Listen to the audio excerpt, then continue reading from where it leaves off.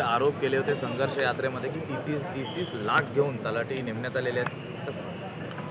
तुम्ही जर आज मुलांना भेटलात ज्यांनी तलाठी भरतीसाठी प्रयत्न केले होते त्यांच्याकडनं संपूर्ण पुरावे आहेत. ते पुरावे असे आहेत की आम्ही अधिवेशनामध्ये जेव्हा हा मुद्दा मांडला होता की तलाठी भरतीमध्ये पेपर फुटतोय आणि जो माणूस पेपर फुटतोय त्याचंच फायनल यादीमध्ये नावसुद्धा आलेलं आहे, तेव्हा आम्हाला उत्तर फार थातूर मातूर हे देवेंद्र फडणवीस साहेबांनी दिलं की ज्या पत्रकारांनी ही खरी बातमी दिली त्याच्यावर हक्कभंग आणतो असं त्यांनी सांगितलं.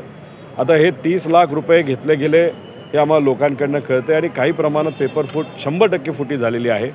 जर 4,500 पदाची ती भरती होती, 1000 पदासाठी सुद्धा जर पैसे घेतले असेल तर 3,000 कोटी रुपयाचा भ्रष्टाचार हा गरिबाच्या भविष्यावर झालेला आहे. तुम्ही जर बघितलं तर आम्ही म्हणतोय पेपर फुटीचा कडक कायदा हा तुम्ही लवकरात लवकर आणा, पण हे सरकार मुद्दामून चाल ढकल त्याच्यामध्ये करतं. एक कमिटी केली, कमिटी करण्याचं काही कारण नव्हतं, 3 महिने घेण्याचं काही कारण नव्हतं.